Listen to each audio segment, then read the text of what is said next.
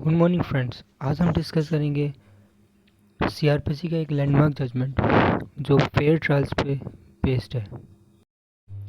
Case का नाम है Zahira Sheikh versus state of Gujarat. ये 2004 का केस है।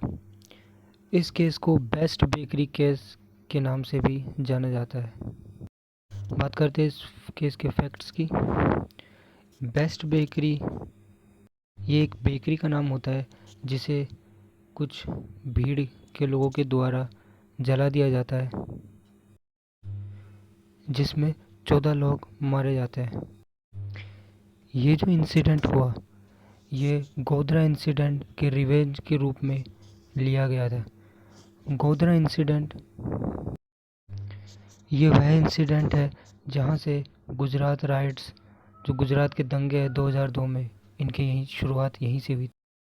इस इंसिडेंट के दौरान एक ट्रेन को जला दिया जाता है गोधरा में, जिसमें 58 हिंदू की मौत हो जाती है। अगर हम बात करें गुजरात राइट्स 2002 की, तो ये राइट्स स्टार्ट होते हैं गोधरा इंसिडेंट से, जहाँ एक ट्रेन को जला दिया जाता है जिसमें 58 हिंदुओं की मौत हो जाती है। ये 3 दिन तक कम्युनल वायलेंस चलता है और फिर अगले 3 महीनों तक अहमदाबाद में वायलेंस होता है। फिर अगले 1 साल तक वायलेंस होता है माइनॉरिटी के खिलाफ, जो मुस्लिम पॉपुलेशन होती है उसके खिलाफ वायलेंस किया जाता है।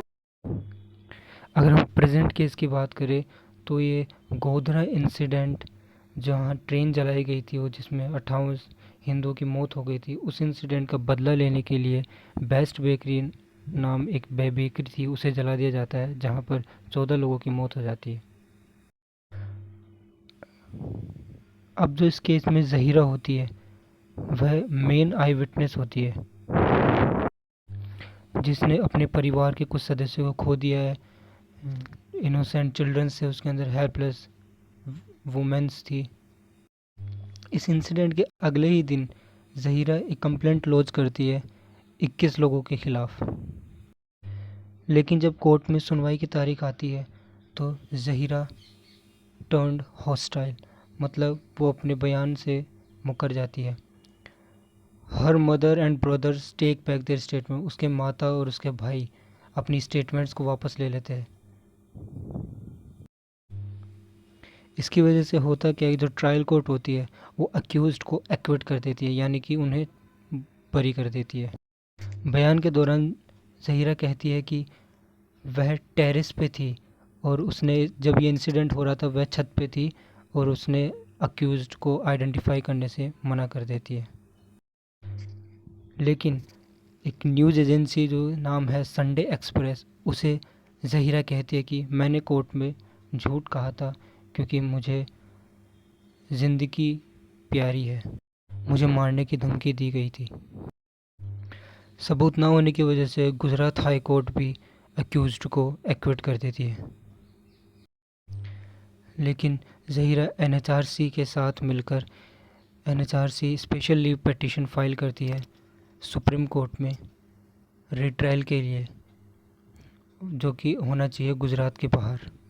ज़हीरा सुप्रीम कोर्ट में एफिडेविट देती है और एफिडेविट में ये कहती है कि वह अपने बयान से इसलिए मुकर गई कि उसे कोर्ट की दहलीज के बाहर डराया गया था एक आदमी के द्वारा, और उसे कहा गया कि जो तुम्हारे परिवार में 4 लोग बचे हैं उन्हें भी मार दिया जाएगा। और एनएचआरसी सुप्रीम कोर्ट से अपील करती है कि इस केस का रीट्रायल हो, लेकिन गुजरात से बाहर। सुप्रीम कोर्ट रीट्रायल की मंजूरी दे देती है, जो कि महाराष्ट्र में होगी, और ये कहती है कि ये इंश्योर किया जाना चाहिए कि विटनेस की सेफ्टी ज़रूरी है, विटनेस सही तरीके से कोर्ट में पहुँचे सेफली, और अगर ज़रूरत पड़े तो पुलिस प्रोटेक्शन भी दी जानी चाहिए। सुप्रीम कोर्ट सेक्शन 391 सीआरपीसी के तहत एडिशनल एविडेंस के तहत रीट्रायल का परमिशन दे देती है। सुप्रीम कोर्ट कहती है कि जो अक्यूज को एक्विट किया गया, उन्हें जो बरी किया गया था, वह फॉल्टी इन्वेस्टिगेशन, डिस्टॉर्टेड ट्रायल और लैक ऑफ एविडेंस के आधार पर किया गया था। इसलिए ये जो एक्विटल था, ये जो बरी किया गया था, ये जस्टिफाइड नहीं है। क्योंकि विटनेस को थ्रेटन किया गया था, उसे डराया धमकाया गया था। इसलिए रीट्रायल मस्ट बी डन, क्योंकि fair trial was not done before this case. अब आते हैं जजमेंट पे। ये केस जाता है मुंबई सेशन कोर्ट के पास। सेशन कोर्ट जो 9 अक्यूज थे उन्हें लाइफ इम्प्रिजनमेंट की सज़ा सुनाती है, यानी कि आजीवन कारावास की सज़ा सुनाती है 9 अक्यूज को। लेकिन जो अक्यूज होते हैं वह अपील करते हैं बॉम्बे हाई कोर्ट में। बॉम्बे हाई कोर्ट यह फैसला सुनाती है कि 4 accused will be liable for life imprisonment. 4 लोगों को लाइफ इम्प्रिजनमेंट की सज़ा सुनाई जाएगी, जबकि 5 जनों को बरी कर दिया गया।